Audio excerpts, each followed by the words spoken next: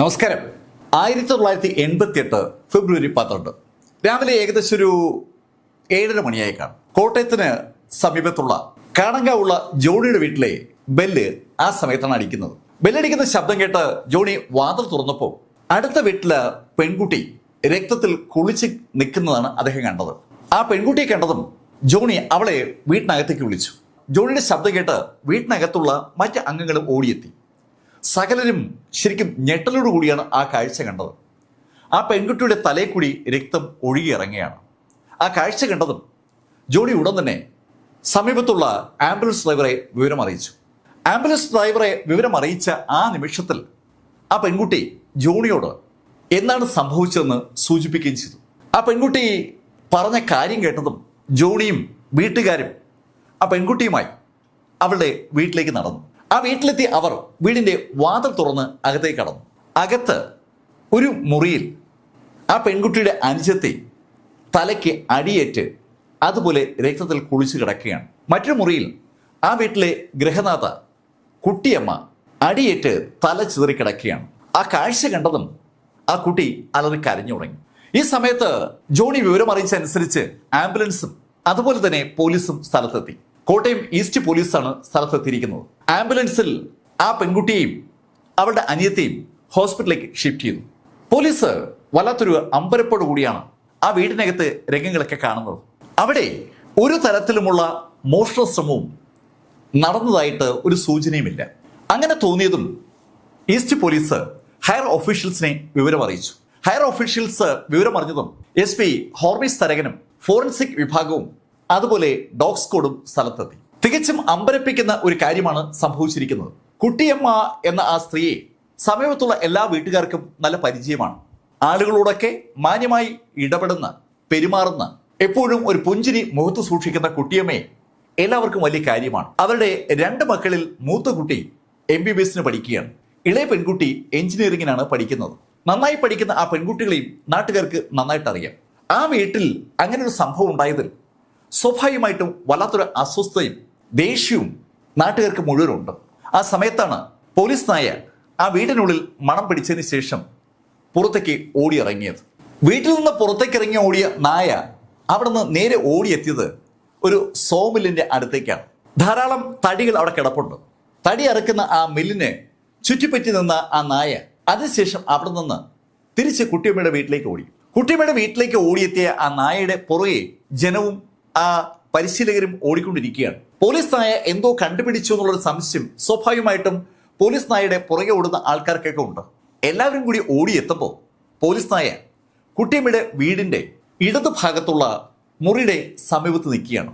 ആ ഭാഗത്തെത്തിയ പോലീസും ആളുകളും ശരിക്കും അമ്പരപ്പോടെ പോലീസ് നായ ആ നോക്കുന്ന സ്ഥലത്തേക്ക് അറിയാതെ നോക്കിപ്പോവുകയാണ്. അവിടെ ചുവരിൽ നിന്ന് ഒരു കല്ല് ഇളക്കി മാറ്റിയിരിക്കുകയാണ്. ആ കല്ല് ഇളക്കി മാറ്റിയ സ്ഥലത്ത് ഇപ്പോൾ ഒരു ചെറിയ ദൂരമുണ്ട്. ശ്രദ്ധിച്ചു നോക്കിയാൽ ആ ദൂരത്തിലൂടെ ഒരാൾക്ക് കടക്കാൻ പറ്റുമെന്ന് വ്യക്തമാണ്. കുട്ടിയമ്മയും മക്കളെയും ഉപദ്രവിച്ച വ്യക്തി ആ വീടിനകത്തേക്ക് എങ്ങനെ കടന്നു എന്നതിൻ്റെ വ്യക്തമായ ഒരു ഉത്തരമാണ് അവിടെ നിന്ന് കിട്ടിയത്. ഫോറൻസിക് ടീം ആ ഭാഗം അരിച്ചു പറക്കി തുടങ്ങി. ആ കല്ല് ഇളക്കുന്ന സമയത്ത് ഉറപ്പായും ആ ഇളക്കിയ ആളിൻ്റെ കൈ അവിടെ പതിഞ്ഞിട്ടുണ്ടാവും. അതിൽ നിന്ന് കൈയുടെ ആ പാമ്പിൻ്റെയും അതുപോലെ വിരലിൻ്റെയും അടയാളം ഫോറൻസിക് വിദഗ്ധർക്ക് കിട്ടി. അവരത് ശേഖരിക്കുകയാണ്. ആ വിവരങ്ങൾ ശേഖരിച്ച ഫോറൻസിക് ടീം അകത്ത് സൂക്ഷ്മമായ പരിശോധന നടത്തിയിരുന്നു. അകത്തെ അലമാരകളും അതുപോലെ ഡ്രോയും മറ്റ് സംവിധാനങ്ങളും ഒക്കെ അതുപോലെ തന്നെ ഇരിക്കുകയാണ്. സാധാരണഗതിയിൽ ഒരു മോഷണം നടത്തുന്ന ആള് ആ വീട്ടിലെ ആളുകളെ കൊലപ്പെടുത്തി കഴിഞ്ഞാൽ എല്ലാം പരിശോധിക്കും. അങ്ങനെ പരിശോധിക്കുമ്പോൾ അലമാരയാണെങ്കിലും മേശയാണെങ്കിലും വലിച്ചു തുറക്കുകയല്ലാതെ അടയ്ക്കുന്ന പതിവൊന്നും കാണില്ല.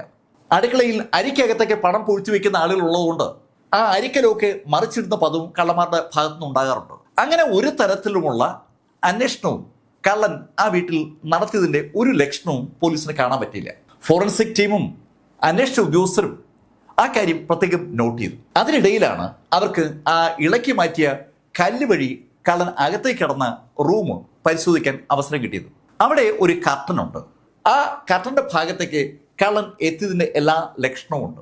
ആ കർട്ടന്റെ ഭാഗത്ത് കള്ളന് വേണമെങ്കിൽ പതുങ്ങി നിൽക്കാൻ പറ്റും. കൊലപാതകി ആ വീടിനകത്തേക്ക് ആ ദൂരം വഴി കടക്കുമ്പോൾ ഉറപ്പായും അയാളുടെ ദേഹം ആ ചുവരിൽ ഉരയും. അത് ഫോറൻസിക്കാർക്ക് അറിയാം. അവർ അതുകൊണ്ട് തന്നെ ആ ചുവരിന്റെ അകം വളരെ സൂക്ഷ്മമായി പരിശോധിച്ചു. അതിന് ഫലമുണ്ടായി. അകത്തേക്ക് കിടന്ന വ്യക്തിയുടെ തൊലി അവിടെ ആ ചുവരിലെ ദൂരത്തിൽ പറ്റിപ്പിടിച്ചിരിക്കുകയാണ്. അതെല്ലാം ആ ഫോറൻസിക് വിഭാഗത്തിലെ എക്സ്പെർട്ടുകൾ ചുരണ്ടിയെടുത്തു. അവിടെ ആ ദൂരത്തിന്റെ വലിപ്പം സ്വാഭാവികമായി ഒരു നിഗമനത്തിലേക്ക് പോലീസിനെ തുടക്കത്തിൽ തന്നെ എത്തിച്ചിരിക്കുകയാണ്. അധികം വണ്ണമില്ലാത്ത ഒരാളാണ് ആ വീട്ടിനകത്തേക്ക് കടന്നിരിക്കുന്നത്. ആ ദൂരം വഴി നുഴഞ്ഞ് അകത്ത് കയറാൻ കഴിയുക എന്ന് പറഞ്ഞാൽ അതത്ര എളുപ്പമുള്ള കാര്യമല്ല. എന്നാൽ ശരിക്കും വണ്ണം കുറവുള്ള ഒരാൾക്ക് ആ ദൂരം വഴി അകത്തേക്ക് കടക്കാനും പറ്റും. പോലീസ് എത്തിച്ചേർന്ന പ്രാഥമിക നിഗമനം അതാണ്. കൂടുതൽ വിവരങ്ങൾ അറിയണമെങ്കിൽ ഹോസ്പിറ്റലിൽ അഡ്മിറ്റ് ചെയ്തിരിക്കുന്ന ആ പെൺകുട്ടികൾ സംസാരിച്ചു തുടങ്ങണം. അവര് അതിനുവേണ്ടി കാത്തിരിക്കുമ്പോൾ ഇവിടെ ഇൻക്വസ്റ്റ് നടപടികൾ പൂർത്തീകരിച്ച് ബോഡി കോട്ടയം മെഡിക്കൽ കോളേജിലേക്ക് ഷിഫ്റ്റ് ചെയ്തു. പോസ്റ്റ്മോർട്ടം നടപടികൾ പൂർത്തീകരിച്ചപ്പോൾ ഡോക്ടേഴ്സ് പോലീസ് പ്രതീക്ഷിച്ച ആ മറുപടി തന്നെയാണ് നൽകിയത്. ആ സ്ത്രീയെ ക്രൂരമായി തലയ്ക്ക് അടിച്ച് കൊലപ്പെടുത്തിയിരിക്കുകയാണ്. ആ സ്ത്രീ മരിക്കുന്നവരെയും അവരുടെ തലയിൽ ആഞ്ഞടിച്ചിരിക്കുകയാണ്. സ്വാഭാവികമായിട്ടും അവിടെ ഒരു സംശയം ഉന്നയിക്കപ്പെടുകയാണ്. ഒരാളുടെ പുറത്ത് ആഞ്ഞടിക്കുമ്പോൾ അയാൾ മരിച്ചിട്ടില്ലെങ്കിൽ അയാൾ ഉറക്കെ കരയും. ആ വീട്ടിൽ ആ സമയത്ത് 2 പെൺകുട്ടികളുണ്ട്. ആ പെൺകുട്ടികൾ ആ കരച്ചിൽ കേട്ടിരിക്കാൻ സാധ്യതയുണ്ട്. ആ കരച്ചിൽ അവർ കേട്ടിട്ടുണ്ടെങ്കിൽ ഉറപ്പായും അവർ 2 പേരും കൂടി ആ കൊലപാതകയെ എതിരിടേണ്ടതാണ്. അത് എന്തുകൊണ്ട് സംഭവിച്ചില്ല?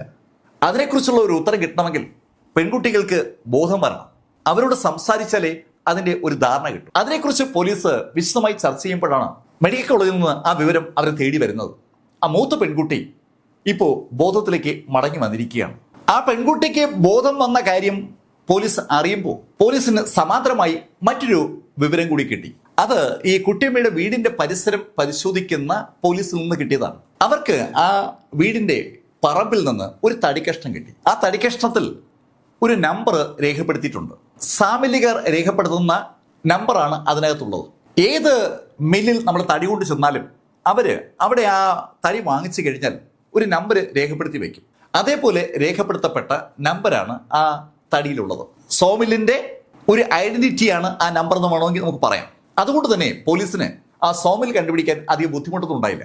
നേരത്തെ പോലീസ് നായ ഓടിയെത്തിയിട്ട് മടങ്ങിപ്പോയ ആ സോമിലിന്റെ നമ്പർ തന്നെയാണ് ആ തടിയിലുള്ളത്. പോലീസിന്റെ ഒരു ടീം ഉടൻ തന്നെ ആ സോമിലെത്തി. അവിടെ നിന്ന് മിസ്സായ തടിയാണ് അതെന്ന് ആ സോമിലിന്റെ ഉടമസ്ഥർ ഉടൻ തന്നെ തിരിച്ചറിയുകയും ചെയ്തു. പോലീസിന്റെ അന്വേഷണം സ്വാഭാവികമായിട്ടും ആ സോമിലിലെ ജീവനക്കാരിലേക്ക് ഉടൻ തന്നെ കടന്നു. അവിടെയുള്ള ജീവനക്കാരിൽ ആരെല്ലാം ഇപ്പോൾ അവിടെയുണ്ട്? ആരെങ്കിലും അവിടുന്ന് മുങ്ങിയിട്ടുണ്ടോ?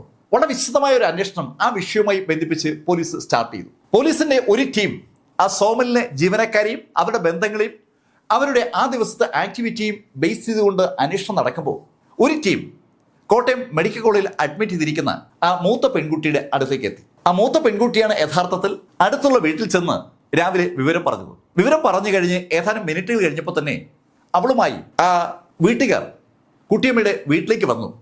കുട്ടിയമ്മയുടെ ആ അവസ്ഥ കണ്ട അവൾ അവരുടെ മുന്നിലാണ് ബോധം കെട്ട് വീണത്. അതിനുശേഷം അവൾക്ക് ബോധം വീഴുന്നത് ഇപ്പോഴാണ്.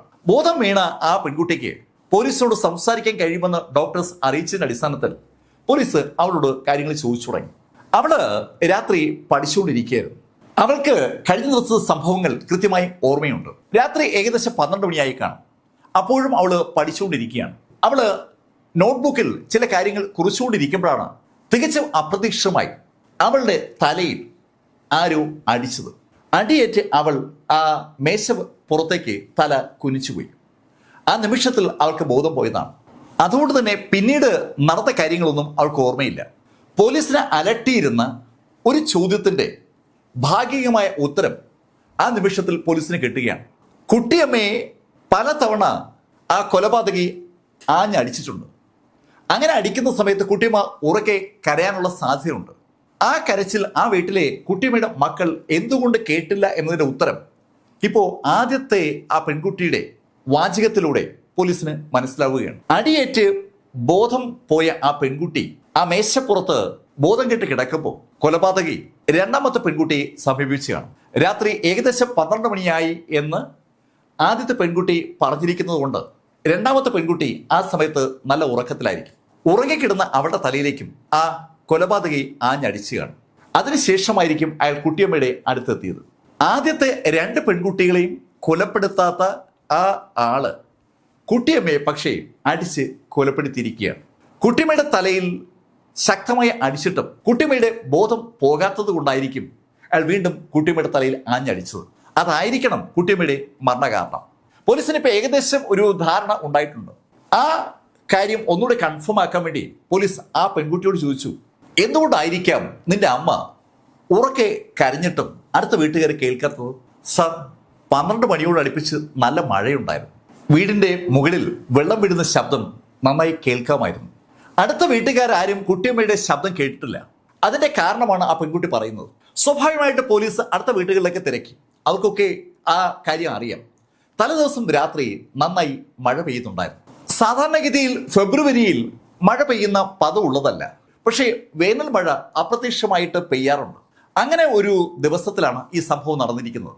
വേനൽ മഴയുടെ ആ പശ്ചാത്തലം ഉപയോഗിച്ചുകൊണ്ട് കൊലപാതകി ആ വീട്ടിലേക്ക് നുഴഞ്ഞു കയറി കൊല നടത്തിയതാണോ, അതോ നേരത്തെ കൂട്ടി അവിടെ കൊല നടത്താൻ പ്ലാൻ ഇട്ടിരുന്നതാണോ, മഴ യാദൃശ്യവശാൽ അയാളെ സഹായിച്ചതാണോ?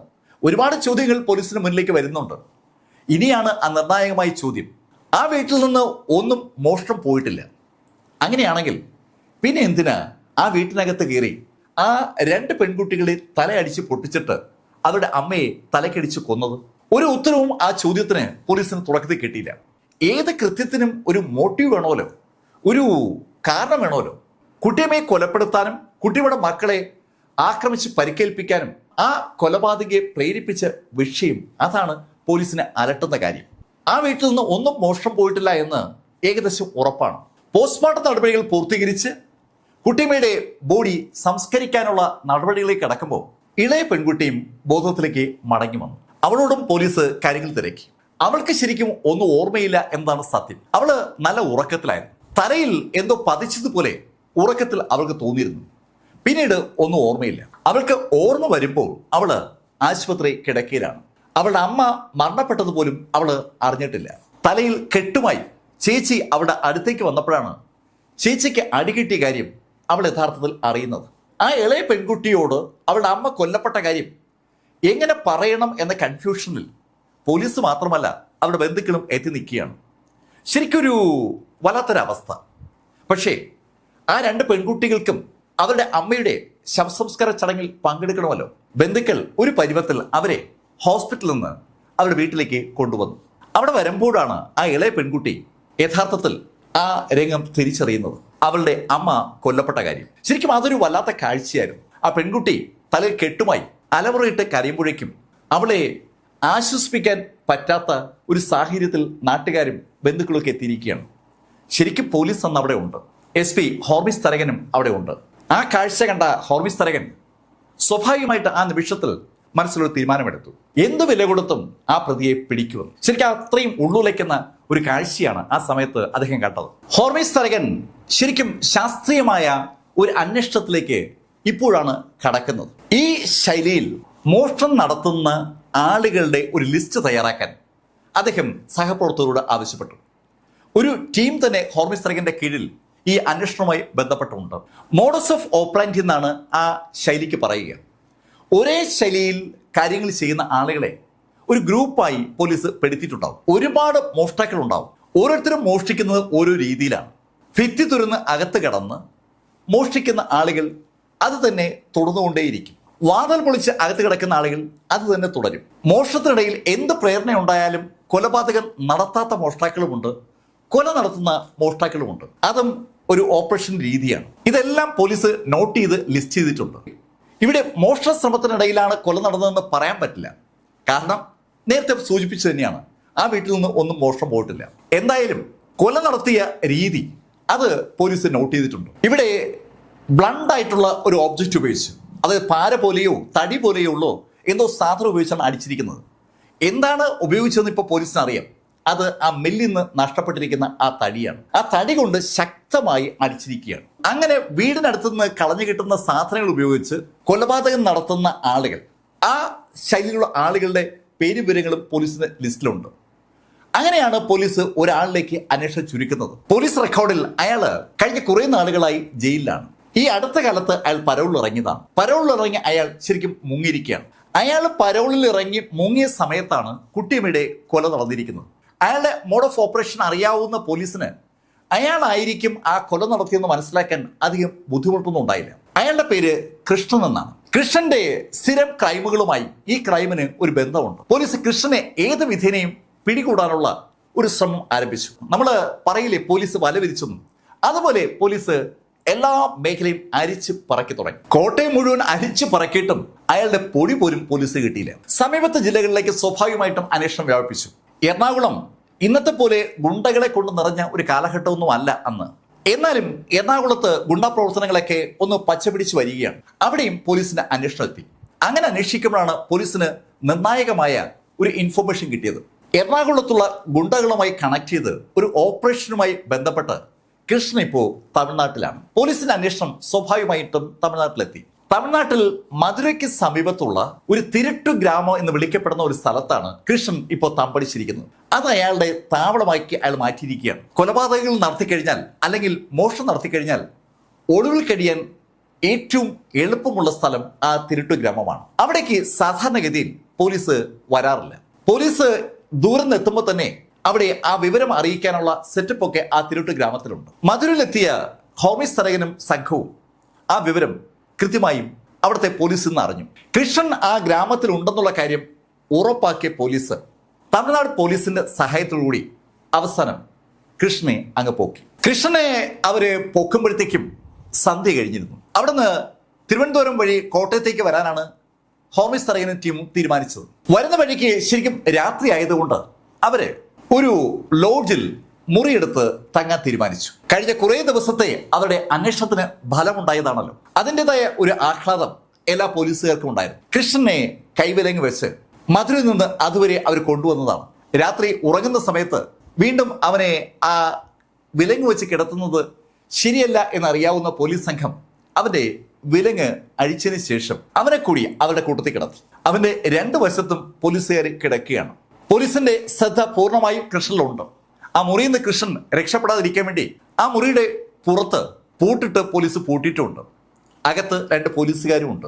എല്ലാ ബന്ധവസ്ഥോടു കൂടിയും കൃഷ്ണൻ ഉറങ്ങുകയാണെന്ന് അർത്ഥം. ഭാഗ്യം ചെയ്ത ആളുകളാണ് അപ്പുറവും ഇപ്പുറവും പോലീസുകാർക്കൊപ്പം ഉറങ്ങുക എന്നൊക്കെ നമ്മൾ സാധാരണ പറയാറുണ്ട്. അങ്ങനെ ആ ഉറക്കം തുടർന്ന കൃഷ്ണനെ കാണാനായി രാവിലെ മറ്റു മുറികളിലുള്ള പോലീസുകാരെ പൂട്ട് തുറന്ന് വാതിൽ തുറന്ന് അവർ അമ്പരപ്പോടെ ആ കാഴ്ച കാണുകയാണ്. അവിടെ സുഖമായി ആ രണ്ട് പോലീസുകാർ കിടന്നുറങ്ങുന്നുണ്ട്. കൃഷ്ണൻ ആ പായിലില്ല. ഞെട്ടിപ്പോയ പോലീസ് സംഘം അടുത്ത നിമിഷത്തിൽ തികച്ചും അമ്പരപ്പിക്കുന്ന ആ കാഴ്ച കണ്ടു. അല്പം മാറി കൃഷ്ണൻ മരിച്ചു കിടക്കുകയാണ്. കൃഷ്ണന്റെ കഴുത്ത് മുറിഞ്ഞിട്ടുണ്ട്. കൃഷ്ണനെ കഴുത്തറുത്ത് ആ പോലീസുകാർ കൊന്നതാണ്. അങ്ങനെ ഒരു തോന്നലാണ് ആ കാഴ്ച ആരിലും ഉണ്ടാക്കുക. കോളിളക്കമുണ്ടാക്കിയ ഒരു വിഷയമായി അത് പെട്ടെന്നങ്ങ് മാറി. കൊല നടന്നിരിക്കുന്നത് തമിഴ്നാട് പോലീസിന്റെ അധീനതയിലുള്ള സ്ഥലത്ത് വെച്ചാണ്. സ്വാഭാവികമായിട്ടും സമീപത്തുള്ള പോലീസ് സ്റ്റേഷനിൽ വിവരം റിപ്പോർട്ട് ചെയ്യണം. വിവരം റിപ്പോർട്ട് ചെയ്യപ്പെട്ടു. തമിഴ്നാട് പോലീസ് എത്തി ഇൻക്വസ്റ്റ് നടപടികൾ ആരംഭിച്ചു. തമിഴ്നാട്ടിൽ നിന്ന് കേരള പോലീസ് പിടികൂടിയ ഒരു കുറ്റവാളി പോലീസിന്റെ കയ്യിലിരിക്കെ തന്നെ കൊല്ലപ്പെട്ടിരിക്കുകയാണ്. സാധാരണഗതിയിൽ സംഭവിക്കാൻ പാടില്ലാത്ത ഒരു കാര്യമാണ് സംഭവിച്ചിരിക്കുന്നത്. അതുകൊണ്ട് തന്നെ തമിഴ്നാട്ടിലെയും കേരളത്തിലെയും പത്രങ്ങൾ വലിയ പ്രാധാന്യത്തോടു കൂടിയാണ് ആ വാർത്ത റിപ്പോർട്ട് ചെയ്യുന്നത്. രണ്ട് പോലീസുകാർക്ക് ഇടയിൽ കിടന്നുറങ്ങിയിരുന്ന ഒരു കള്ളൻ പിറ്റേന്ന് രാവിലെ മരണപ്പെട്ട നിലയിൽ കാണപ്പെടുക എന്ന് പറഞ്ഞാൽ അതിൽ ഒരുപാട് ദുരൂഹതകളുണ്ട്. ആ പോലീസുകാർ ആ ആളെ കൊന്നതാണോ എന്നത് സ്വാഭാവികമായും ഉന്നയിക്കപ്പെടുന്ന ചോദ്യമാണ്. എന്തായാലും ഹോർമിസ് തരകൻ ഒരു കാര്യം ഉറപ്പാക്കി. ആ കൃഷ്ണന്റെ DNA പരിശോധനയാണ് അദ്ദേഹം ഉറപ്പാക്കിയത്. നേരത്തെ കുട്ടിയമ്മ കൊല്ലപ്പെട്ട സ്ഥലത്ത് നിന്ന് പ്രതിയുമായി ബന്ധിപ്പിച്ച് പലതും പോലീസ് കളക്ട് ചെയ്തിട്ടുണ്ട്. അവന്റെ തൊലി ഉൾപ്പെടെ അതിന്റെ DNA എടുത്തു വെച്ചിരിക്കുകയാണ്. ലോഡ്ജിൽ നിന്ന് കിട്ടിയ കൃഷ്ണന്റെ DNAയും അവിടെ കുട്ടിയമ്മയുടെ വീട്ടിൽ നിന്ന് ശേഖരിച്ച പ്രതിയുടെ DNA തമ്മിൽ യോജിക്കുന്നില്ല എന്ന് പറയുമ്പോൾ കാര്യം വ്യക്തമാണ്. കുട്ടിയമ്മയെ കൊന്നത് കൃഷ്ണനല്ല. കൃഷ്ണന്റെ പോസ്റ്റ്മോർട്ടം നടപടികൾ കംപ്ലീറ്റ് ചെയ്തപ്പോൾ പോസ്റ്റ്മോർട്ടം നടത്തിയ ഡോക്ടേഴ്സ് ആ കാര്യം ഒന്നുകൂടി വ്യക്തമാക്കി. കൃഷ്ണൻ സ്വയം ജീവൻ എടുത്തതാണ്. അവൻ ആത്മഹത്യ ചെയ്തതാണ്. ആത്മഹത്യ ചെയ്യാനായി അവൻ ഉപയോഗിച്ച കത്തി അതെങ്ങനെ അവന്റെ കയ്യിൽ വന്നു എന്ന ചോദ്യം അപ്പോഴും പ്രസക്തമാണ്. ആ ലോഡ്ജ് മുറിക്കുള്ളിൽ ഒരു കത്തി ആ രാത്രിയിൽ സൂക്ഷിച്ച പോലീസുകാരെ ശരിക്കും രൂക്ഷമായി വിമർശിക്കാൻ മാത്രമേ ഹോർമിസ് തരകനും ടീമിനും പറ്റുമായിരുന്നുള്ളൂ. ഹോർമിസ് തരകന്റെ മുകളിലുള്ള ആളുകളൊക്കെ സ്വാഭാവികമായിട്ടും ചോദ്യം ചോദിക്കുക ഹോർമിസ് തരകനോടാണല്ലോ. എന്തായാലും കേരള പോലീസിന് നാണക്കേട് ഉണ്ടാക്കിയ ഒരു സംഭവമായി അതങ്ങ് മാറി. ഒരു കേസന്വേഷണത്തിന് ഇടയ്ക്കാണല്ലോ ഈ സംഭവങ്ങളൊക്കെ ഉണ്ടായിരിക്കുന്നത്. അതുകൊണ്ട് തന്നെ ആ വിഷയം വളരെ ചൂടേറിയ ചർച്ചയ്ക്ക് പത്രങ്ങൾ വിധേയമാക്കുകയാണ്. ഇന്നത്തെ പോലെ സ്വകാര്യ TV ചാനലുകളോ സോഷ്യൽ മാധ്യമങ്ങളോ ഒന്നുമില്ല. എല്ലാവരും ആശ്രയിക്കുന്നത് പത്രങ്ങളെയാണ്. കൃഷ്ണനെ അറസ്റ്റ് ചെയ്യാനായിട്ട് ആ തിരുട്ടൂർ ഗ്രാമത്തിലേക്ക് പോയ പോലീസുകാരെല്ലാവരും കേസിലെ പ്രതികളായി. എന്തായാലും കോടതി അതിവേഗം ആ കേസിന്റെ വിചാരണ നടപടികൾ പൂർത്തീകരിച്ച് ആ പോലീസുകാരെ മുഴുവൻ വെറുതെ വിട്ടു. പോസ്റ്റ്മോർട്ടം റിപ്പോർട്ടിൽ കൃഷ്ണൻ ആത്മഹത്യ ചെയ്തതാണെന്ന് അസന്നിഗ്ധമായി വ്യക്തമാക്കിയത് കൊണ്ടാണ് ആ പോലീസുകാരെ ആ കേസിൽ നിന്ന് കോടതി ഒഴിവാക്കിയത്. ഈ സമയമായപ്പോൾ സർക്കാർ ഹോർമിസ് തരകനെ ഈ അന്വേഷണത്തിന്റെ ചുമതലയിൽ നിന്ന് അങ്ങ് മാറ്റി. പുതുതായി അന്വേഷണം ഏറ്റെടുത്തത് അലക്സാണ്ടർ ജേക്കബ് IPS ആണ്. അദ്ദേഹത്തിന്റെ നേതൃത്വത്തിൽ ആ പഴയ ടീമിലെ ആളുകളും പുതിയ ആളുകളും ചേർന്ന് തകൃതിയായ അന്വേഷണം തുടങ്ങി. അന്വേഷണം അതിവേഗം മുന്നോട്ട് പോയെങ്കിലും അലക്സാണ്ടർ ജേക്കബിനും ടീമിനും പ്രതിയിലേക്ക് എത്താൻ മാത്രം പറ്റുന്നില്ല. ഈ സമയത്ത് അന്വേഷണത്തിൽ മാറ്റപ്പെട്ട ഹോർമിസ് തരകൻ കോട്ടയത്ത് തന്നെയുള്ള മറ്റ് കേസുകളൊക്കെ അന്വേഷിക്കുന്ന ഒരു തിരക്കിലായിരുന്നു. ആ സമയത്താണ് കേരളത്തെ മുഴുവൻ പിടിച്ചു കുലുക്കിയ ഒരു കൂട്ടക്കൊല റിപ്പോർട്ട് ചെയ്യപ്പെടുന്നത്. ഇടുക്കിയിലെ തടിയമ്പാട് എന്ന സ്ഥലത്താണ് ആ കൂട്ടക്കൊല നടന്നിരിക്കുന്നത്. ഒരു വീട്ടിലുള്ള 4 ആളുകളാണ് കൊല്ലപ്പെട്ടിരിക്കുന്നത്. അതുമായി ബന്ധിപ്പിച്ച് ഒരാളെ പോലീസ് പോക്കിയിട്ടുണ്ട്. ആ ആളെ ചോദ്യം ചെയ്യുകയാണ്. ഹോർമിസ് തരകൻ ആ ചോദ്യം ചെയ്യുന്ന മുറിയിലുണ്ട്. അയാളെ ചോദ്യം ചെയ്തുകൊണ്ടിരിക്കുമ്പോൾ അയാൾ മുന്നേ നടത്തിയ അത്തരത്തിലുള്ള ക്രൈമുകളെ കുറിച്ചും കൂടി സംസാരിച്ചു. അങ്ങനെ സംസാരിച്ചപ്പോൾ അവൻ ഒരു കാര്യം പോലീസിനോട് പറഞ്ഞു. കോട്ടയത്ത് പോലീസ് കഴിഞ്ഞ കുറേ നാളുകളായി അന്വേഷിച്ചുകൊണ്ടിരിക്കുന്ന കുട്ടിയമ്മയെ കൊലപ്പെടുത്തിയത് അവനാണെന്നുള്ള കാര്യമാണ് അവൻ പോലീസിനോട് പറഞ്ഞത്. അവനാണ് കുട്ടിയമ്മയെ കൊലപ്പെടുത്തിയെന്നുള്ള കാര്യം പറഞ്ഞതും ഹോർമിസിന് ഭയങ്കര അതിശയം. ഹോർമിസ് അയാളോട് ചോദിച്ചു, ഏയ് ചാക്കോ, നീ കുട്ടിയമ്മയെ എന്തിനാ കൊന്നത്? സാർ, ഞാനവിടെ മോഷ്ടിക്കാൻ കയറിയതാണ്. മോഷ്ടിക്കാൻ കയറിയതോ? അതെ സാർ, ഞാൻ മോഷ്ടിക്കാൻ കയറിയതാണ്. എന്നിട്ട് നീ അവരെ മോഷ്ടിച്ചോ? മോഷ്ടിച്ചായിരുന്നു. എന്ത് മോഷ്ടിച്ചു? സാർ, അവിടെ നിന്ന് ഞാനൊരു മാല എടുത്തായിരുന്നു. ഹോർമിസ് തരകന് അത് തികച്ചും ഞെട്ടിപ്പിക്കുന്ന ഒരു ഇൻഫർമേഷനാണ്. ആ വീട്ടിൽ ഒരു മോഷണവും നടന്നിട്ടില്ല എന്ന് FIR-ൽ വളരെ വ്യക്തമായി രേഖപ്പെടുത്തിയിരിക്കുകയാണ്. ആ വീട്ടിൽ നിന്ന് ഒരു കാര്യവും മോഷണം പോയിട്ടില്ല എന്ന് ആ 2 പെൺകുട്ടികളും പോലീസിനോട് വ്യക്തമാക്കിയതുമാണ്. പക്ഷെ ഇവിടെ ഇതാ ചാക്കോ ഹോർമിസ് തരകനോട് പറയുന്നത് ആ വീട്ടിൽ നിന്ന് അയാൾ ഒരു മാല മോഷ്ടിച്ചു എന്നാണ്. അമ്പരന്ന് പോയ ഹോർമിസ് തരകൻ ചാക്കോട് ചോദിച്ചു, നിനക്ക് എവിടെ നിന്ന് ആ മാല കിട്ടിയത്? സാർ, അവിടുത്തെ അലമാരയിൽ നിന്ന്. അലമാരക്കകത്തുനിന്നോ? അതെ സാർ, അലമാരക്കകത്ത് ഒരു ആഭരണ പെട്ടിയിൽ ഒരു മാല ഉണ്ടായിരുന്നു. സാർ, ഞാൻ ആ പെട്ടിയോട് കൂടിയാണ് അലമാരയിൽ നിന്ന് അത് പുറത്തെടുത്തത്. എന്നിട്ട് ഞാൻ അലമാര ഭദ്രമായി അടയ്ക്കുകയും ചെയ്തിരുന്നു. എന്നിട്ടെന്താ പെട്ടി ആ വീടിന്റെ പുറകിൽ വലിച്ചെറിഞ്ഞായിരുന്നു. ഹോർമിസ് തരകൻ ശരിക്കും തലയ്ക്ക് കൈവച്ചു പോയെന്ന് പറയാം. ആ വീടിന്റെ പരിസരം മുഴുവൻ അവര് അരിച്ചു പറക്കിയതാ. എന്തുകൊണ്ടോ അവർക്ക് ആ പെട്ടി കാണാൻ പറ്റിയില്ല. ഹോർമിസ് തരകൻ ശരിക്കും അന്തം വിട്ട് നിൽക്കുന്ന ഈ സമയത്ത് മറ്റൊരു സംഭവവികാസം കുട്ടിയമ്മയുടെ വീട്ടിൽ നടന്നുകൊണ്ടിരിക്കുകയാണ്. കുട്ടിയമ്മയുടെ വീടിന് ചുറ്റും കുറെ കാലങ്ങൾക്ക് ശേഷം വൃത്തിയാക്കുകയാണ്. തെങ്ങിന്റെ തടം വെട്ടിക്കൊണ്ടിരിക്കുന്ന സമയത്ത് ഒരു ജോലിക്കാരൻ ആ വീട്ടിലെ പെൺകുട്ടികളോട് ഒരു കാര്യം വിളിച്ചു പറഞ്ഞു. അതിന്റെ അടിസ്ഥാനത്തിൽ ആ പെൺകുട്ടികൾ ആ തെങ്ങിന്റെ തടം വെട്ടുന്ന ഭാഗത്തേക്ക് വരുമ്പോൾ ആ ജോലിക്കാരൻ ഒരു ബോക്സ് എടുത്ത് അവിടെ വെച്ചിരിക്കുകയാണ്. ആ ബോക്സ് ശരിക്കും ഒരു ആഭരണ പെട്ടിയാണ്. മാലയും വളയൊക്കെ നമ്മൾ വാങ്ങുമ്പോൾ ജുവലറികൾ നമുക്ക് നൽകുന്ന ആ കുഞ്ഞു ബോക്സ്, ഒരു മാല വെച്ച ബോക്സാണ് അവിടെ കിടക്കുന്നത്.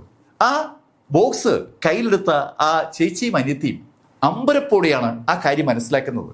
അത് അവരുടെ അമ്മയുടെ മാല ഇരുന്ന അതേ ബോക്സാണ്. അപ്പോഴാണ് ആ പെൺകുട്ടികൾ ആ കാര്യം ഉൾക്കൊള്ളുന്നത്. ആ മാല അടങ്ങിയ ബോക്സ് അവരുടെ വീട്ടിന്റെ അലമാരയിൽ നിന്ന് ശരിക്കും മിസ്സായിരുന്നു. അവരെ അമ്മ മരിച്ച ആ ദുഃഖത്തിൽ ആ കാര്യം നോക്കിയിരുന്നില്ല എന്നാണ് സത്യം. ആ പെൺകുട്ടികൾ ഉടൻ തന്നെ സമീപത്തുള്ള പോലീസ് സ്റ്റേഷനിൽ ആ വിവരം റിപ്പോർട്ട് ചെയ്തു. ഈസ്റ്റ് പോലീസ് സ്റ്റേഷനിൽ വിവരം അറിഞ്ഞതും അവർ ആ വിവരം അന്വേഷണത്തിന് നേതൃത്വം കൊടുക്കുന്ന അലക്സാണ്ടർ ജേക്കബിനെ അറിയിച്ചു. കുട്ടിയമ്മ കൊല്ലപ്പെട്ട ആ വീട്ടിൽ നിന്ന് മോഷണമൊന്നും നടന്നിട്ടില്ല എന്ന് ഉറച്ച് വിശ്വസിക്കുന്ന കൂട്ടത്തിലായിരുന്നു ഇപ്പോൾ അലക്സാണ്ടർ ജേക്കബ്.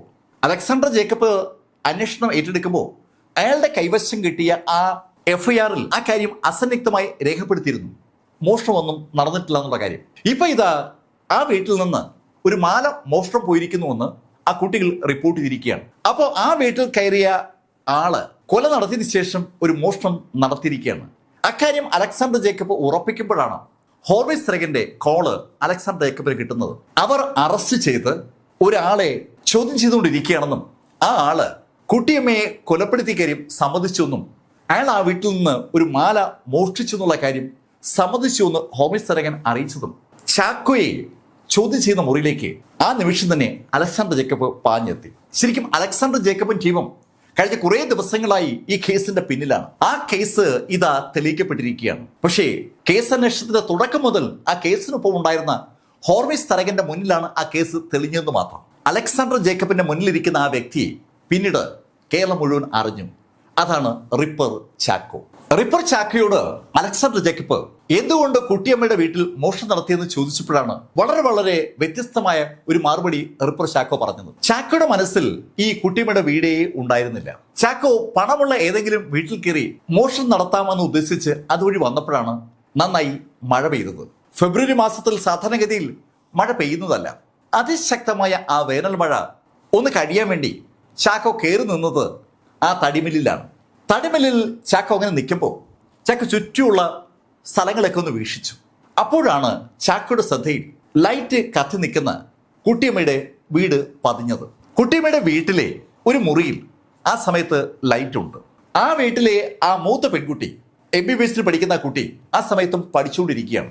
അവളുടെ മുറിയിലെ ലൈറ്റാണ് തെളിഞ്ഞിരുന്നത്. കൗതുകം തോന്നിയ ചാക്കോ ആ മില്ലിൽ നിന്ന് ഒരു തടിയെടുത്ത് തലയുടെ മുകളിൽ പിടിച്ചുകൊണ്ട് ആ മില്ലിൻ്റെ അടുത്തുനിന്ന് ആരും കാണാതെ നടന്ന് കുട്ടിയമ്മയുടെ വീട്ടിലെത്തി. കുട്ടിയമ്മയുടെ വീടിന് ചുറ്റും അങ്ങനെ കറങ്ങി നോക്കുമ്പോഴാണ് ആ വീടിന്റെ കൺസ്ട്രക്ഷൻ അയാളുടെ ശ്രദ്ധ പിടിച്ചു പറ്റിയത്. കല്ലുകൊണ്ട് കെട്ടിയുണ്ടാക്കിയിരിക്കുന്ന ഒരു വീടാണ്. അയാള് ആ കല്ലുകളിൽ പതുക്കെ തപ്പി ഒരു കല്ലിൽ ഒന്ന് ഇടിച്ചപ്പോൾ അത് അനങ്ങുന്നുണ്ട്. അയാൾ ആ തടി വെച്ച് തന്നെ പതുക്കെ ഇടിച്ച് ആ കല്ല് ഇളക്കിയായിരുന്നു. മില്ലിനെടുത്ത തടി അയാൾക്ക് അങ്ങനെയാണ് ഉപയോഗപ്പെട്ടത്. ആ കല്ല് ഇളക്കി മാറ്റി അയാൾക്ക് ആ കല്ല് ഇളകിയ സ്ഥലത്തുണ്ടായ ദൂരത്തിലൂടെ വീടിനകത്തേക്ക് കടക്കാൻ പറ്റുമെന്ന് മനസ്സിലായതും അയാള് ചുറ്റുമൊന്ന് നോക്കിയിട്ട് ആ തടി പതുക്കെ ആ ഹോളിനകത്തുകൂടി മുറിക്കുള്ളിലേക്ക് ഇട്ടു. അതിനുശേഷം അയാൾ ആ ദൂരം വഴി തന്നെ വീടിനകത്തേക്ക് കടക്കുകയായിരുന്നു. ആ സമയത്ത് നന്നായി മഴ പെയ്യുകയാണ്. മഴത്തുള്ളികൾ വീടിന്റെ മുകളിൽ വീഴുന്ന ശബ്ദം ശരിക്കും ഉറക്കെ കേൾക്കാം. ആ ശബ്ദത്തിനിടയിലൂടെയാണ് ചാക്കോ വീടിനകത്തേക്ക് നുഴഞ്ഞു കയറിയത്. വീടിനകത്തേക്ക് കയറിയ ചാക്കോ തറയിലേക്കിട്ട് ആ തടി എടുത്തതിന് ശേഷം അല്പനേരം അവിടെ പതുങ്ങി നിന്നു. അവിടെ ഒരു കർട്ടനുണ്ട്. ആ കർട്ടൻ എടുത്ത് പതുങ്ങി നിന്ന ചാക്കോ അതിനുശേഷം ലൈറ്റുള്ള മുറിയുടെ ഭാഗത്തെത്തി. ഒരു പെൺകുട്ടി വളരെ സീരിയസ് ആയി പഠിച്ചുകൊണ്ടിരിക്കുകയാണ്. ശബ്ദമുണ്ടാക്കാതെ അവിടെ പുറകിലെത്തിയ ചാക്കോ കയ്യിലിരുന്ന തടി കൊണ്ട് അവിടെ തലയിൽ ആഞ്ഞൊന്ന് അടിച്ചു. അടി കിട്ടിയതും അവള് ആ മേശയുടെ പുറത്തേക്ക് ചാഞ്ഞു. അവളുടെ ഭാഗത്തുനിന്ന് അനക്കമൊന്നുമില്ല എന്ന് ബോധ്യമായതും ചാക്കോ നടന്നെത്തിയത് മറ്റൊരു മുറിയിലേക്കാണ്. അവിടെ ഒരു പെൺകുട്ടി സുഖമായി കിടന്നുറങ്ങുകയാണ്. അവളെ ഉണർത്താതിരിക്കാൻ വേണ്ടി അവളുടെ തലയിലേക്ക് ചാക്കോ ആ തടി കൊണ്ട് തന്നെ വീണ്ടും അടിച്ചു. അതിനുശേഷമാണ് അലമാരിയിരിക്കുന്ന മുറിയിലേക്ക് ചാക്കോ എത്തിയത്. ചാക്കോയുടെ ഒരു ഓപ്പറേഷൻ രീതി അങ്ങനെയാണ്. എല്ലാ തരത്തിലുമുള്ള തയ്യാറെടുപ്പും ചാക്കോ മോഷണം നടത്തുന്നതിന് മുമ്പേ പൂർത്തീകരിക്കും. ഒരു തരത്തിലുമുള്ള എതിർപ്പും തനിക്ക് നേരെ ഉണ്ടാകരുതെന്ന് ചാക്കോയ്ക്ക് നിർബന്ധമുണ്ട്. ആ വീട്ടിൽ നിന്ന് ഉണ്ടാകാൻ സാധ്യതയുള്ള എതിർപ്പുകൾ 2 ഒഴിവാക്കിയതിനു ശേഷമാണ് 3ാമത്തെ സ്ഥലത്തേക്ക് ചാക്കോ എത്തിയത്. അവിടെ കുട്ടിയമ്മ നല്ല ഉറക്കത്തിലായിരുന്നു. ആ മുറിയിലേക്ക് കയറിയ ചാക്കോയ്ക്ക് ആ കാര്യം അറിയാം. അലമാര തുറക്കാൻ ശ്രമിച്ചാൽ ഉറപ്പായും ആ ബെഡിൽ ഉറങ്ങുന്ന ആള് ഉണരും. അത് റിസ്ക്കാണ്. അതറിയാവുന്ന ചാക്കോ കുട്ടിയമ്മയുടെ തലയിലേക്ക് ആഞ്ഞൊരു അടിയടിച്ചു. അടിയേറ്റിട്ടും ആ 2 കുട്ടികൾക്ക് ബോധം പോയതുപോലെ കുട്ടിയമ്മയുടെ ബോധം പോയില്ല. അതുകൊണ്ടാണ് ചാക്കോ വീണ്ടും ആ തടി കൊണ്ട് കുട്ടിയമ്മയുടെ തലയിൽ ആഞ്ഞടിച്ചത്. ആ അടി വളരെ മാരകമായി. അങ്ങനെയാണ് കുട്ടിയമ്മ മരിച്ചത്. കുട്ടിയമ്മയ്ക്ക് ബോധമില്ല എന്ന് മനസ്സിലായതും ചാക്കോ അലമാര തുറന്ന് അതിനകത്തുള്ള ഷെൽഫിൽ നിന്ന് ആ ആഭരണ പെട്ടി പുറത്തെടുത്തു. അതിനകത്ത് ഒരു മാലയുണ്ടായിരുന്നു. ആ പെട്ടിയുമായി പുറത്തിറങ്ങിയ ചാക്കോ ആ മഴയത്ത് അയാൾ കയറിയ ആ ദൂരത്തിലൂടെ പുറത്തിറങ്ങി അതുമായി വീടിന്റെ പുറകിലെത്തിയിട്ട് ആഭരണമെടുത്ത് പോക്കറ്റിലിട്ടതിന് ശേഷം ആ പെട്ടി തെങ്ങിന്റെ ചുവട്ടിലേക്ക് വലിച്ചെറിയുകയായിരുന്നു. അതിനുശേഷം അയാളങ്ങ് പോയി. സംഭവിച്ച കാര്യങ്ങളൊക്കെ ചാക്കോ വിശദമായിട്ട് തന്നെ അലക്സാണ്ടർ ജേക്കബിനോട് പറഞ്ഞു. വളരെ യാദൃശ്യവശാലാണ് ചാക്കോ ആ വീടിനടുത്തേക്ക് വന്നതും ആ മോഷണം നടത്തിയതും. പക്ഷെ ആ മോഷണം നടത്താൻ അയാളെ സഹായിച്ചത് ആ വീടിന്റെ കൺസ്ട്രക്ഷനാണ്. ആ വീടിന്റെ ഒരു കല്ല് ഇളക്കിയാൽ വീടിനകത്തേക്ക് കടക്കാൻ പറ്റുമെന്ന് മനസ്സിലേക്ക് എടുത്തുനിന്നാണ് ചാക്കോ ആ കല്ല് ഇളക്കുന്നതും വീടിനകത്തേക്ക് നുഴഞ്ഞു കയറുന്നതും. ഈ കള്ളന്മാർ പല കാര്യങ്ങളും മോഷണം നടത്താൻ ശ്രമിക്കുന്ന ആ നിമിഷത്തിലാണ് പഠിക്കുക. എന്നാൽ ചില കള്ളന്മാർ വളരെ കാലെക്കൂട്ടി മോഷണം നടത്തേണ്ട സാഹചര്യത്തെക്കുറിച്ച് പഠിക്കും. അങ്ങനെ പഠിച്ച ഒരു കള്ളൻ അവൻ്റെ സ്കില്ല് ഉപയോഗിച്ചാണ് മോഷണം ഭംഗിയാക്കിയത്. അവൻ്റെ സ്കില്ല് വെൽഡിങ്ങിലാണ്. വെൽഡ് ചെയ്യാനുള്ള അവൻ്റെ കപ്പാസിറ്റി അവൻ ഭംഗിയായി ഉപയോഗിച്ച് ഒരു അടിപൊളി മോഷണം നടത്തിയിരുന്നു. കേരളത്തിൽ ഒരുപാട് ചർച്ചാ വിഷയമായ ആ മോഷണം ഞാൻ താഴെ പിൻ ചെയ്തിട്ടുണ്ട്. ഈ രണ്ട് കഥകളും നിങ്ങളോട് പറഞ്ഞത് എം ലൈഫിൽ നിന്ന് BS ചന്ദ്രമോഹൻ. കമന്റിൽ ചെയ്യുക. Thank you.